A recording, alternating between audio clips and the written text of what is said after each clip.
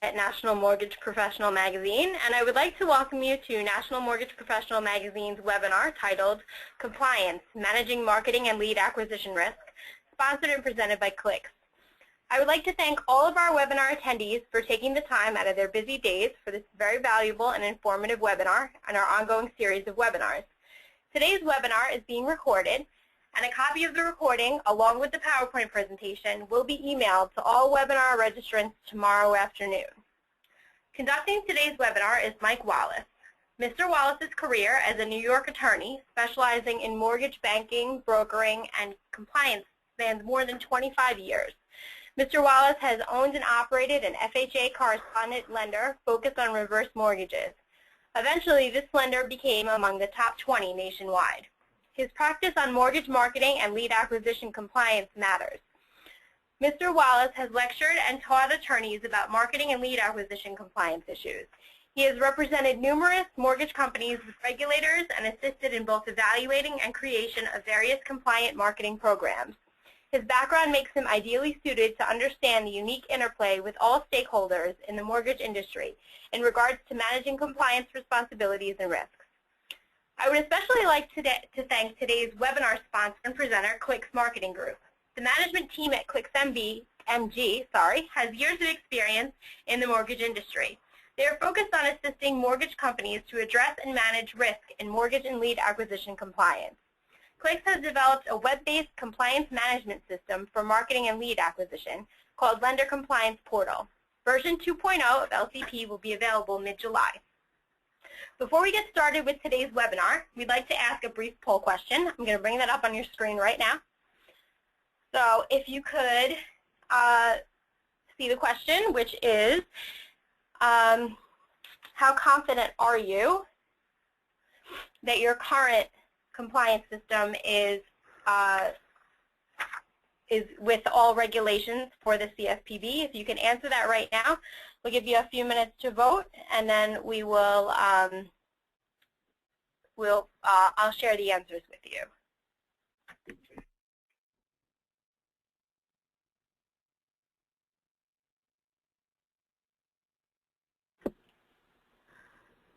Okay, I'm going to give you another 5 seconds to vote, and then I'm going to close the poll.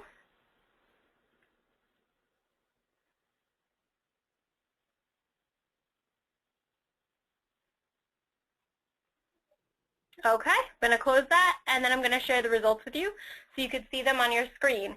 10% of you said very confident, 58% of you said moderately confident, 22% of you said slightly confident, and 10% said not confident at all. So hopefully after this webinar, you'll all be confident. You're going to get a lot of tools and information that will help you with that today. And without any further ado, it gives me great pleasure to introduce you to today's webinar presenter, Mike Wallace. Well, thank you, Beverly, and thank the Mortgage Press for sponsoring this presentation. I also want to thank everybody for attending. It's great that you take some time out of your day, and hopefully we'll get this done pretty quickly and give you some good information. I've had a great deal of experience in the mortgage industry. I've owned and operated mortgage companies, title insurance agencies, and as Beverly indicated, was president and owner of an FHA correspondent lender. I've experienced many non-compliant marketing pieces and lead programs and have represented numerous mortgage companies caught up in marketing compliance issues. This presentation is titled Compliance, Managing Marketing and Lead Acquisition Risk. This is a very broad area. During this presentation, we're going to give you an overview of the regulatory environment regarding marketing and lead acquisition issues and present some ideas and strategies to help you in this area. Balancing the risk of non-compliance with origination is not a simple matter. You want your loan officers and marketing people to be creative and to originate yet stay compliant. The risks of non-compliance range from a fine to closing the company. Okay, Beverly, next slide, please.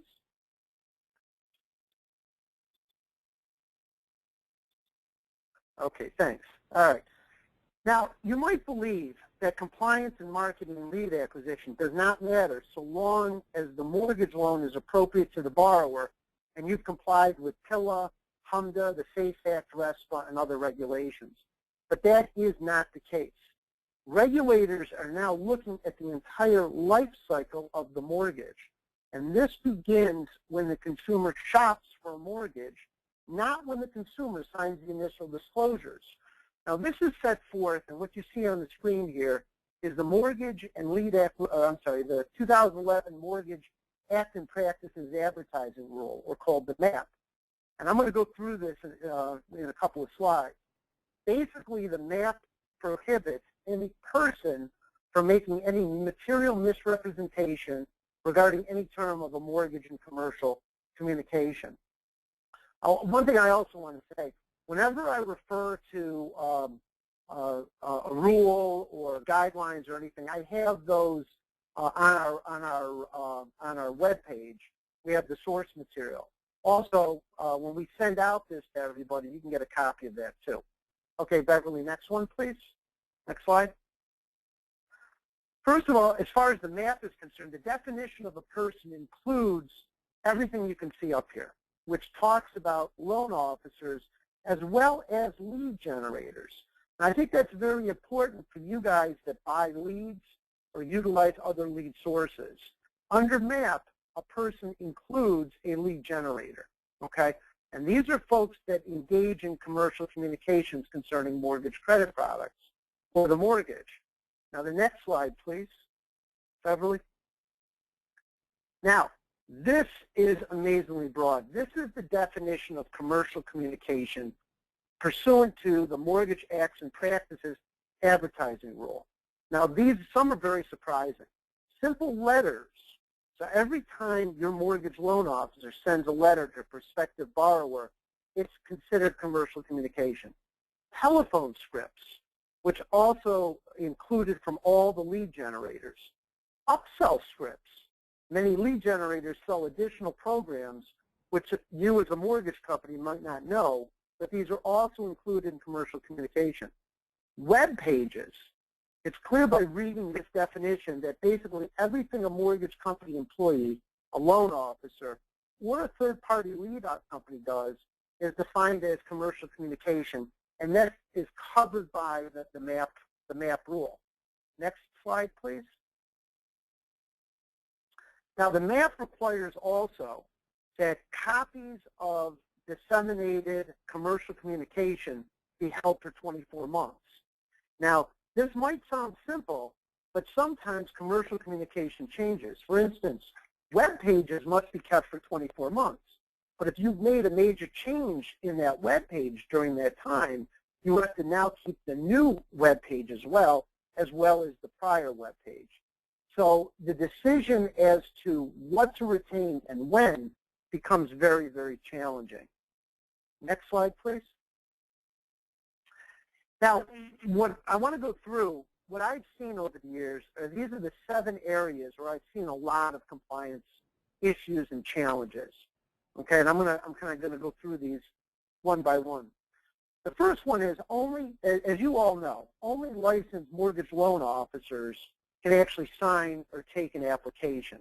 However, only MLOs, licensed loan officers, can send out commercial communication. Now, many companies that I've represented misinterpret this requirement to mean only a licensed MLO can take in a mortgage application. Well, while, as I said, that's true, anything that MLO does with commercial communication prior to licensing is non-compliant.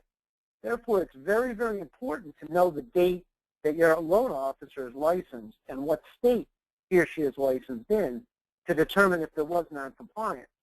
If an MLO is applying for a license and sends out a letter to a prospective borrower before he or she is licensed, then that commercial communication is by definition non-compliant. Okay. 2, the same goes for a branch. What is the date of the actual branch approval?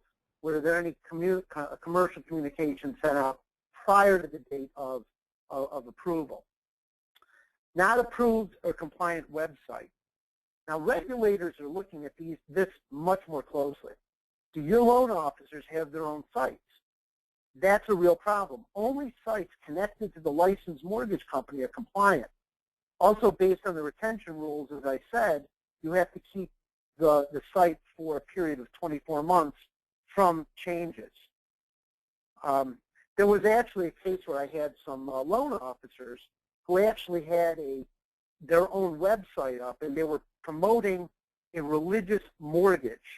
And what they did is they set up the site to appear as a not-for-profit religious organization taking mortgages. Well, they were making all kinds of money, and then the regulator came in, not only shut them down, but shut the company down as well. And there were huge fines involved. For not approved lead generating companies, I think that's quite evident, and we're going to talk about that a little bit more later on in the presentation. Non-compliant content. This is when the content is either overly broad or not specific. This is a very difficult balancing act when you want marketing flexibility at the same time as compliance. You know, when you think of content, think of marketing medicines on TV. All of the major adverse side effects have to be mentioned. Can you imagine if you had to tell people in ads the side effects of a mortgage, that they could lose their home to foreclosure, have wages garnished, and possibly owe more than the home is worth? No one would take out a mortgage. Yet you have to balance this, the negative stuff about mortgages or that with your ability to sell the mortgages. Improper state licensing language. Now, each state has requirements for marketing pieces. We find that sometimes marketing pieces meant for one state end up in another state. So therefore, it's important if you have multiple states that you're licensed in to determine the appropriate language and possibly use neighboring states on the same piece. For example, if you're marketing in New York and you're also licensed in New Jersey, you may want to have both state language on the piece. That way, if the piece accidentally goes to another state, you're not going to be in a compliance situation, non-compliant situation. 7, I listed these areas here as a catch-all, and each one of these has different problems, and I'll go read through it. Know what type of mailing list you're using. If you're using credit data or other controlled information, you have to make sure you're using that properly. You know, this includes trigger lists. Make sure that you're purchasing this information from a reputable source, and you understand the limitations based on your license, your licensing. The DNC, obviously we all know what that is, the do not call list, and using, making sure that anyone that's doing phone calling on your behalf or you, make sure that your lists are scrubbed to the DNC, and that your lead company has a SANS number. That's really important. And of course, based on, as I said before too, based on MAP, you are responsible for all the call center leads to make sure they comply. The next two, the fake checks and the government-looking documents, I think it's kind of obvious, but they are the most violated. Why are they? Because they work. I spoke with a mortgage loan officer a number of months ago who was using a piece, and it looked as though it was coming from the Social Security Administration. I told her that it was an illegal piece, and basically her response was, well, it works great. And I said, well, it's going to work great until you get caught, and then the company and you are going to be in a lot of trouble. Anyway, next slide, please. Now, there are going to be situations, unfortunately, where you will have violated a marketing rule or lead acquisition regulation, and you will have to come to a settlement with the regulator. And you're going to have to sign what's called a settlement agreement. Now, there are a few points of these settlement agreements that I wanted to identify. The first is that these are public. There's no way to make these private. Generally, they're posted on the regulator's website, and in some states, New York, for instance, they send a weekly newsletter to all interested parties that includes all settlements from the week before. So there is no way to make this thing private. You have to disclose this to your regulators and your wholesalers. I tell my clients, do it before it hits the press. Make sure that you give a copy to your regulators, and your wholesalers ahead of time. Now, under the SAFE Act and the NMLS, all of these settlement agreements are loaded on anyway. So as soon as there is a settlement, that state's going to upload it to the NMLS, and all of your regulators and wholesalers and everyone else are going to know about it. Press release management. This is an interesting thing. This occurs in various states. New York, again, in particular. There was a mortgage company that settled with the New York State Attorney General about 5 or 6 years ago for $15,000. The issues were very, very minor, and they were based upon about 3 million pieces of direct mail. No borrowers were impacted, nor any loans involved. It was basically a direct mail solicitation.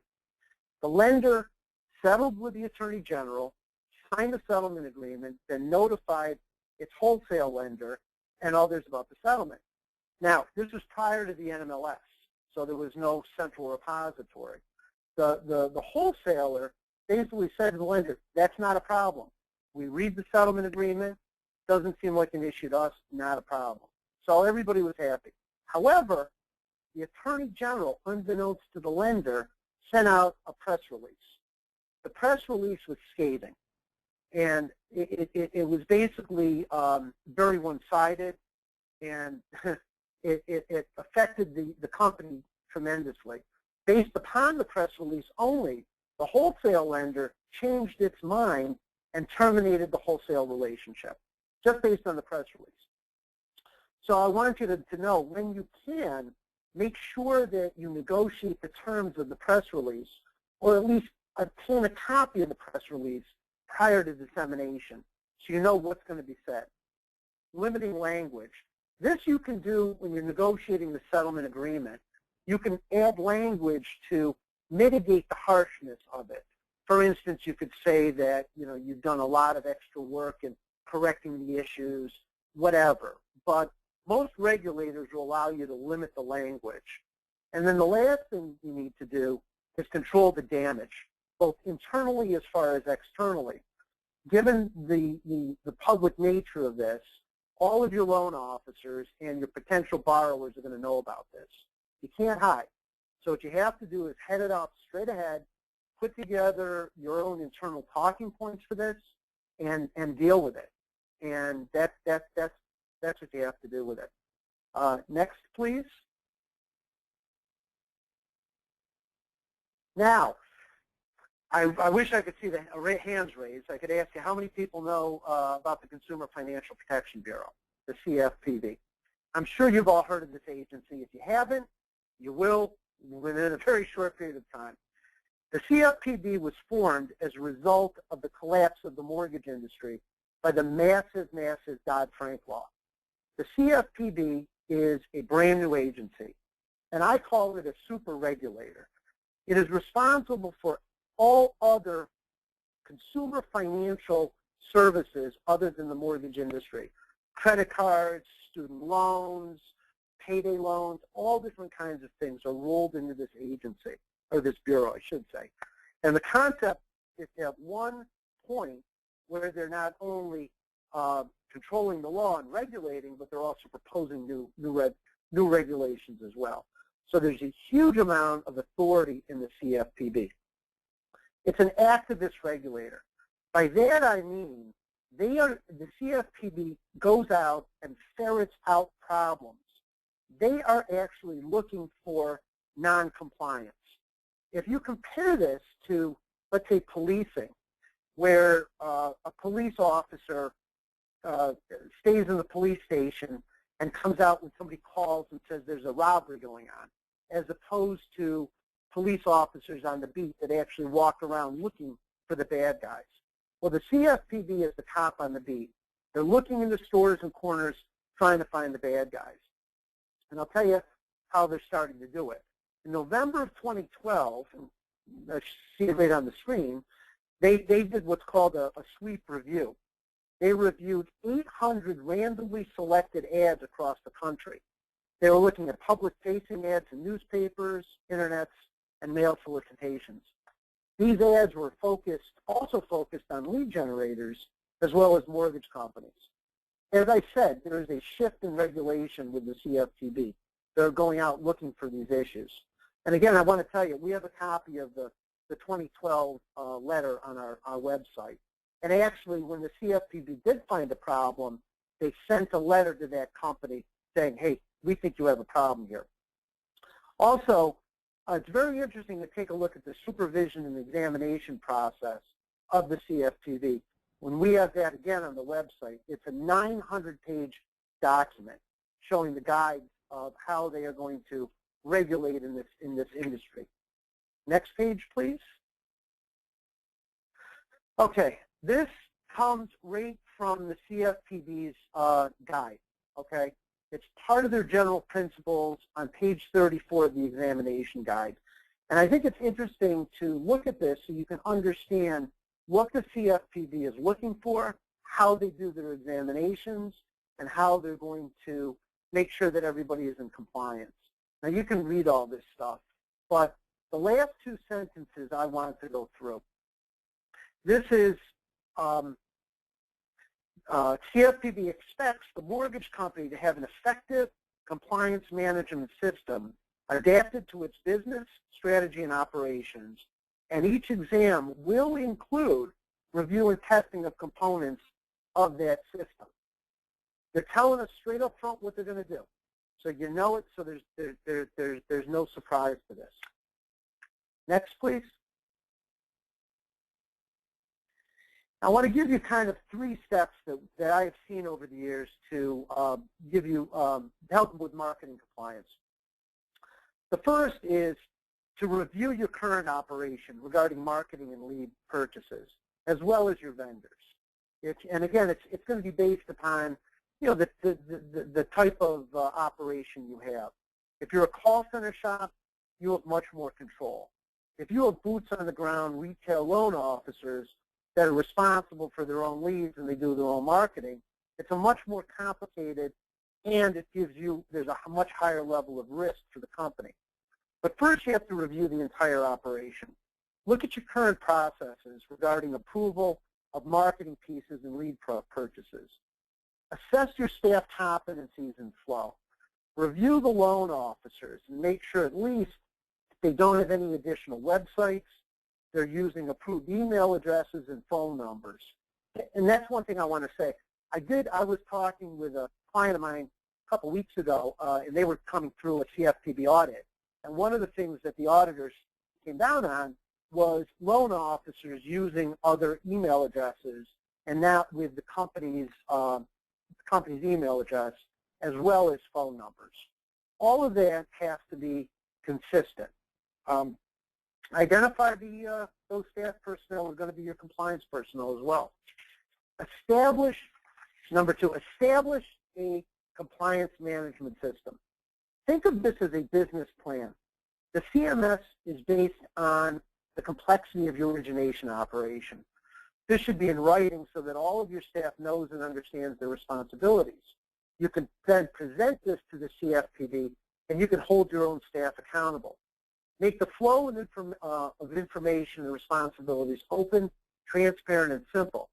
Also, you need to keep in mind, you need to keep the entire CMS process simple and user-friendly, or your staff will go around it and it will not protect you. The other thing is, having a written CMS is not necessarily going to inoculate you from the CFPB if you don't operate pursuant to those terms. Don't just write it, put it on a shelf.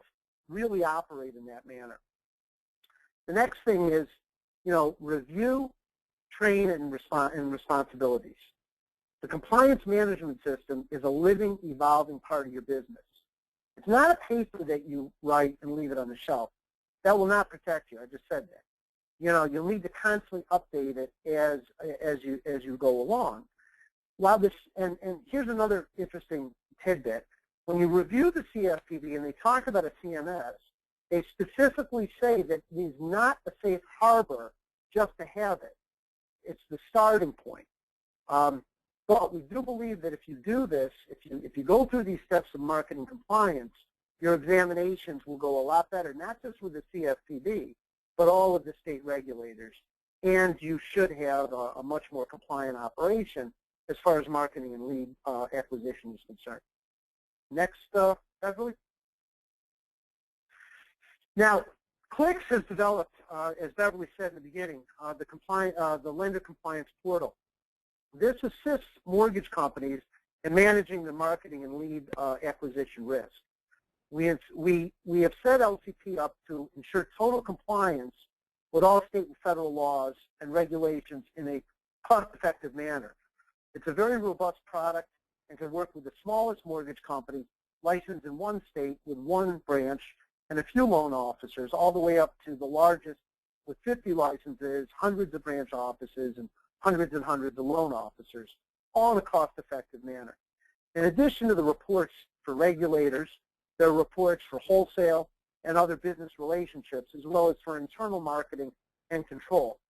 Version 2.0 of LCP is going to be out in mid-July, and we're going to actually send out an offer to everyone on the webinar with a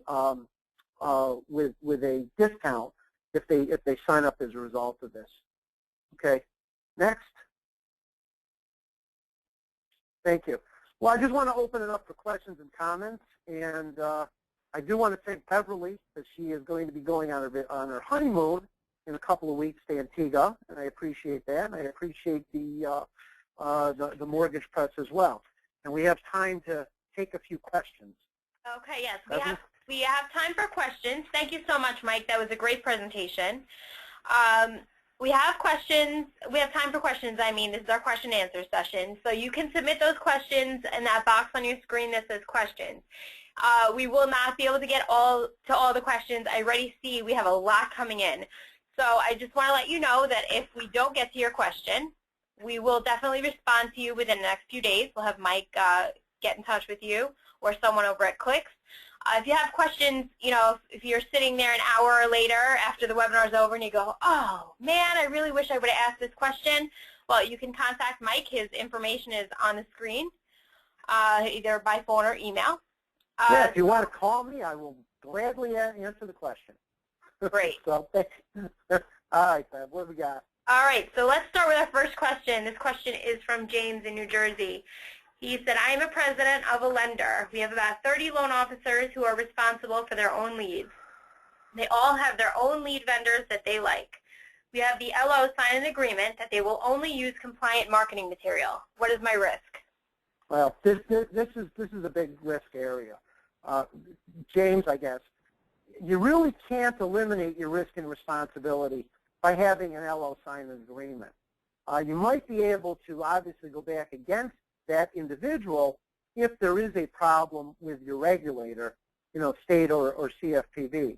But you, as your company, has the ultimate responsibility to make sure that the marketing material is compliant and that your loan officer operates in a compliant manner. As I said, you might be able to bring an action against the loan officer later on, but it's not going to prevent you from having problems. You know, it's not going to prevent it. You have to make sure that this stuff is compliant. I hope that answers your question. Okay. Just so before we get to the next question, I'm seeing a lot of people are asking if they'll be able to view the PowerPoint. Yes, we will be sending you the PowerPoint and a recording of the webinar tomorrow afternoon. So. Oh, and also all of the forms that I referenced, the CFPB guide and the map, and those other source materials, we can either put a connection on here, or you can go to the Clicks website, go under regulatory, and you can get copies of all that information, the source material. Okay, great. All right, let's go to the next question. This is from Alex from California. I am in the compliance department of a lender. We review and approve print marketing material and have an informal compliance management system. It is not written, but there is a process. We have both call center and retail loan officers. Would a formal CMS inoculate us with the CFPB in an examination? That is a great question. I can tell you, in reviewing the guidelines, they did talk about a safe harbor provision if you have a compliance management system. However, that is not the case. So even though you have a CMS and you're operating pursuant to the terms thereof, that in and of itself is not a guarantee that you will not have a problem should there be a mistake. Now, I do believe, however, that your fines and penalties will be a lot less if you have a CMS. If you don't, then I believe that they're going to be a lot tougher on you. But it's not a safe harbor with that you do have it. I congratulate you on having it, though. I think it's very important and very necessary, and will protect you to a certain extent from higher fines.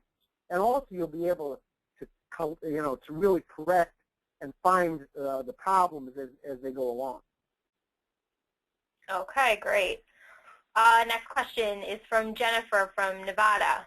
We use a lead company that provides live lead transfers. The lead company calls out to potential borrowers and then transfers them to us.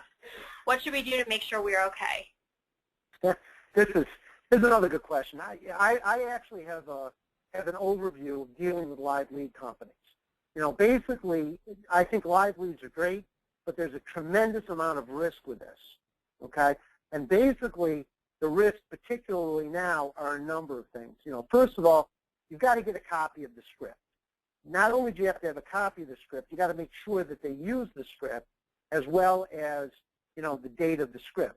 Now, I'll tell you another thing. Based on the examination guidelines, CFPB will listen to calls. So it's important for you as the purchaser of these leads to listen to a few of these calls as well. Also, when you look at MAP and you look at commercial communication, the script, the training script as well, and all upsells are included. So make sure they're not doing upsells. Make sure that that call center has a SANS number and that they have coverage for the entire country and are scrubbing the list through the do not call. Now, one way that you can control that is for you yourself to have the SANS number and utilize the DNC, and then you get the list of the names for them to call, so you make sure that they're actually utilizing the proper list. I would also have a written agreement with the call center regarding all of this, that they are in full compliance, and then if they are not, then you can go after them. If you have any questions regarding the SANS number, that's on the National Do Not Call Registry, which all of that information we have on our website.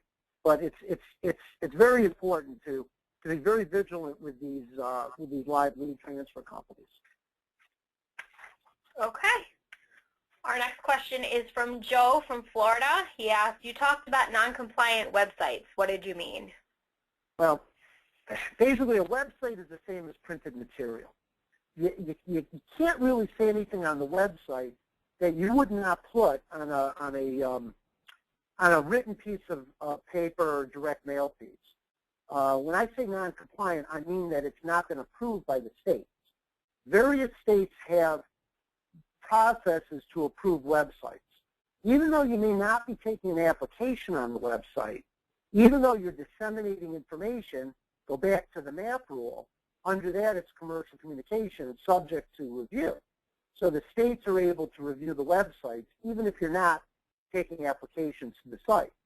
So most states, I shouldn't say most, various states have approval processes for websites. New York does. You can't put up a website in New York unless you get it approved first. So the other thing is they're tracking the URLs. This is what I said about the individual loan officers. You can have pages on your websites with individual loan officers, but you can't allow a loan officer to set up his or her own website. That's non-compliant right off the get-go. Anyway, that's so my suggestion: if you have a website, if you're putting up a website, find out if the state requires you first to get approval and go through the process. Okay. Yep. Our next question is from Carl from Wisconsin. He said, sorry, but you used the term safe harbor in a prior answer. What is that? Okay. Basically, the safe harbor is it's a legal term. It basically means that if you do what the regulator says and you follow that to the letter, then a violation. Then if there is a problem, there's no violation. And I'm trying to think of an example of the safe harbor. Basically, that's what a safe harbor is. I mean, if the regulator says, hey, look, if you disclose A, B, and C on this piece, you cannot be sued, okay? But there's no such safe harbor as far as the CFPB is concerned for the CMS. If you have a CMS and there is a violation, you still have a violation.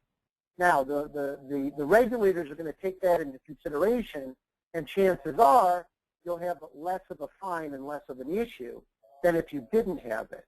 But that's pretty much what the safe harbor concept is.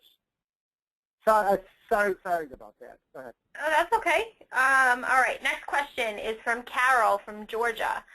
I know of other companies that are using illegal direct mail pieces. Some of my borrowers have given me these, and they have an eagle and look like government letters. What should I do?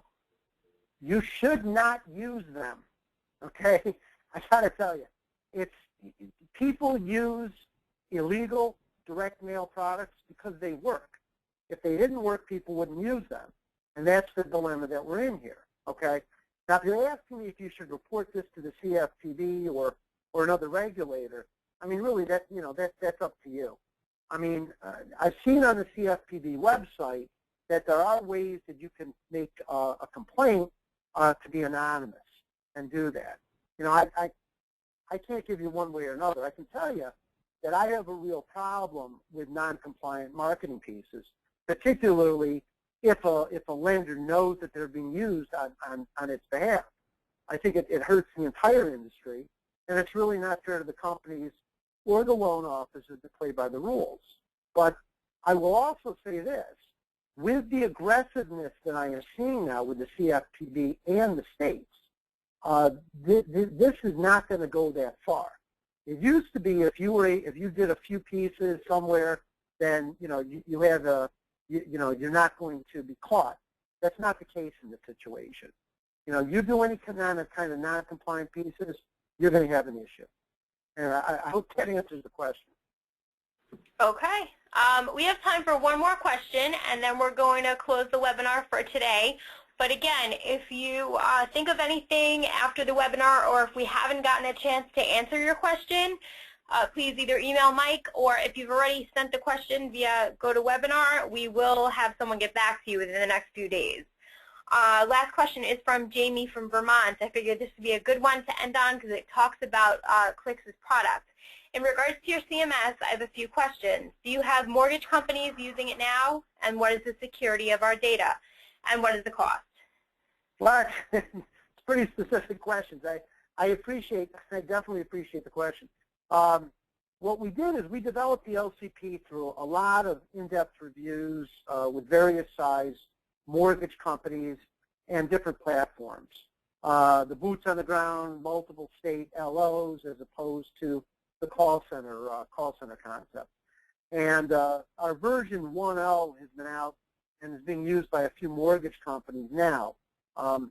We basically go back and forth with them, and we want to see what their responses are. And we're constantly updating and tweaking the system. So anyway, as I said earlier, we're updating and we're launching version 2.0 in mid-July. We spent a lot of time and money on this product, and we believe it really is a great product. One thing you asked about the security. Our head of data, our developer, has more than 20 years of experience in development, and our security is incredibly redundant. We have different servers, and everything is encrypted and all that. We have a security protocol that we can certainly get to people as well. But his background, he used to do some stuff for the medical field.